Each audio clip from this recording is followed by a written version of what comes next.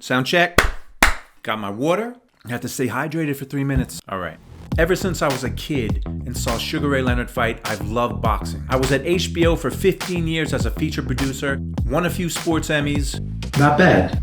I got to travel the world and tell the great stories of these fighters. Maybe something of a rooting interest in Alexander among the entire HBO Sports crew here, because Alexander's manager is former HBO Sports producer George Jakovic. I've managed a fighter. I've worked a fighter's corner, being as close to the action as you can get. My life has revolved around boxing. 1 round, 3 minutes, all boxing. December 11th on ESPN, Vasily Lomachenko headlined a card. He took on former lightweight champ Richard Comey, and Lomachenko looked good. He dominated most of the fight. He dropped Comey, but he was unable to finish him. Comey, to his credit, finished the fight on his feet, fought as hard as he could, but just wasn't enough to beat Lomachenko. There was a lot of young talent on that card. Junior middleweight Xander Zayas from Puerto Rico. He's been sensational so far in his career. He scored another spectacular knockout. He's 12-0 now, and his future looks bright. And the man that they're saying is the next great American heavyweight, Jared, the real Big Baby Anderson, scored another knockout. He's 11-0 with 11 knockouts. Let's see where he goes next year. And one of the highlights of the night was heavyweight champion Tyson Fury singing happy birthday to Bob Arum. Bob Arum turned 90 years old. Happy birthday, Bob. Also on December 11th on Showtime, the ageless wonder, the Filipino Flash Nonito Donaire, defended his bantamweight title with a 4th-round knockout of Raymart Gaballo. Donaire's been through a lot of fights, a lot of wars, and he still seems to be almost at the top of his game. On December 14th, the fighter they call the Monster, Naoya Inoue, defended his bantamweight belt successfully, setting up an anticipated rematch with Nonito Donaire. They fought 2 years ago in 2019. It was one of the fights of the year, and who doesn't want to see that fight again? Quiet! There's no one here.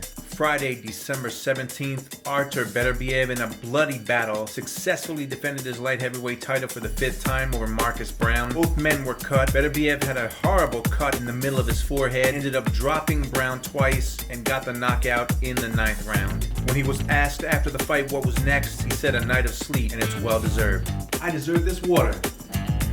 Saturday, December 18th on DAZN is minimum wage champion Seniesa Estrada. She defends her title against Maria Santizo. Estrada has been fighting since the age of 8. She's got the fastest knockout in the history of women's boxing, 7 seconds, and this is a fight that she should win. Also that night, December 18th on Showtime pay-per-view, the fight that I'm interested in is the one and only, the legend, the Hall of Famer, she's a Hall of Famer already, Amanda Serrano. Serrano's moving up to lightweight. She's the current featherweight champ to take on Miriam Gutierrez. She's won titles in 7 divisions. She's won belts from 115 pounds to 140 pounds, and it hasn't been linear. She's bounced all over. Wherever the opportunity is, she's taken it. 41 wins, 1 loss, 1 draw with 30 knockouts. She's one of the most complete fighters in the game. There's nothing she can't do in the ring. The rumor is that next year, Katie Taylor, the lightweight champ, is going to defend her title against Serrano in Madison Square Garden. What a fight that could be. And if the fight happens, I'm going with Serrano. December 19th marks 24 years since one of the greatest featherweight fights I ever saw. Prince Naseem Hamed was a featherweight champion from England. He was brash, he was cocky. HBO signed him to a big contract, and he made his US debut against Kevin Kelly in Madison Square Garden. Hamed was a real character. He was known for his flamboyant ring walks. He would flip over the top rope into the ring,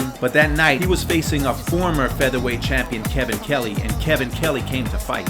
Kelly dropped Hamed twice early. They traded 6 knockdowns over 4 rounds until Hamed came up with a spectacular knockout in round 4. A few years after that fight, I got to meet Hamed. He was sharing a training camp with heavyweight champion Lennox Lewis. The late legendary Emanuel Stewart trained both of them. So I got to spend a day with them, and it was a great experience. 3 minutes, another round, I'm done.